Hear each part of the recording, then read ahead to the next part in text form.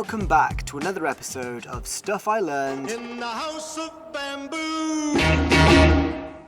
I'm 27 years old, but if I was arguing with someone and they said, "Do you understand basic economics?" my response would probably be, Supply and demand?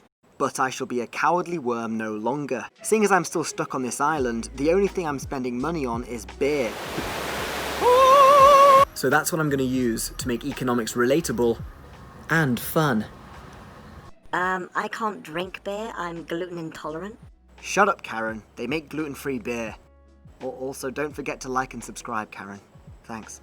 We're going to start by defining some key terms. You walk into a pub with some friends. Do you remember walking into pubs?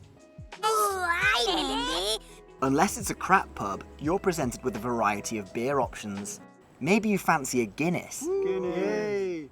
Or a Carlsberg. No. Virgin. The point is, whatever beer you choose, you're sacrificing drinking a different beer. In economics, this is known as an opportunity cost. Now, one of your friends is a douche, and he asks for an Earl Grey caviar martini. The barman says we're fresh out of Earl Grey. In economics, this is known as scarcity. Humans can have essentially infinite wants, but there's only finite resources. In this case, the finite resource was Earl Grey. But if the barman said, okay, that'll be $500, then the finite resource would be your friend's bank account. The landlord can decide which beer to sell by checking how well each beer is selling at the end of every month. But he also has to think of people's incentives. St. Patrick's Day is coming. Time to order some extra Guinness. In economics, incentives are external motivators that explain people's choices. So on St. Patrick's Day, people are probably going to buy more Guinness. How the landlord runs his business, hires staff, buys crisps, sells condoms, etc. can be understood as microeconomics, which examines the decision-making of individuals or firms. But if you want to understand the beer industry as a whole worldwide, so how many people are employed, where are the factories, what country drinks the most, then you're going to have to examine it through the lens of macroeconomics, which deals with economies as a whole. Whoa, you lost me. Go back a bit. Okay, Barney. When the Industrial Revolution happened, things got a lot better for a lot of people, despite a little bit of child labour.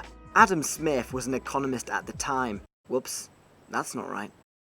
That's better. He claimed division of labour is what made countries wealthy during the Industrial Revolution. So, let's look into this. This is Mo's tavern.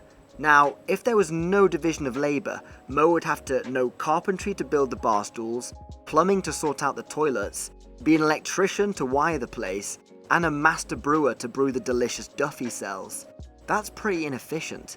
What we have in society today is specialization, so Mo can pay people who specialize in those fields to do the work for him.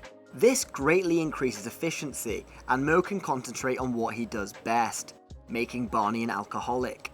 So, specialization makes humans more productive, but how does this increase overall wealth? Trade.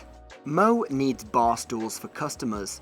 He pays a carpenter to utilize his skills to make the stools. Mo then believes he'll make the money back from people sitting on the stools paying for beer. This system of trading for goods and services is known as a market. We are motoring along now, sports fans. In fact, I think we're having too much fun. Time to introduce a graph. Relax, Yabati. It's going to be a beer graph. That's alright, I guess. This is the production possibilities frontier. The y-axis is going to be the quantity of IPA a country can produce. The x-axis is the quantity of lager a country can produce. We'll say this blue line is the UK's production possibility frontier curve. Wait, this looks a bit boring for my liking. That's better. According to this graph, if the UK wants to produce 100 million gallons of IPA, it can produce 0 gallons of lager. If they produce 50 million gallons of IPA, they can produce 400 million gallons of lager. Basically, if you reach this line, you know you're producing beer with the maximum efficiency, and everyone is getting as drunk as humanly possible. God, I'm proud to be British.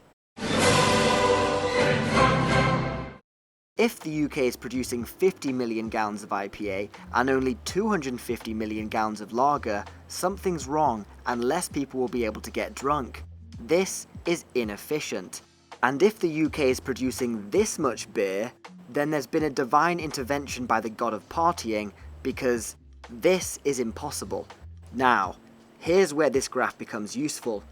Austria can produce 20 million gallons of IPA for every 400 million gallons of lager, and the UK can produce 100 million gallons of IPA to every 500 million gallons of lager. The UK is currently producing 50 million gallons of IPA and 400 million gallons of lager, and Austria can produce 10 million gallons of IPA to 200 million gallons of lager. If the UK wants to produce 200,000 more gallons of IPA, it will cost 1 million gallons of lager. If Austria wants to produce 200,000 gallons more IPA, it will cost 4 million gallons of lager. And this is where trade comes in.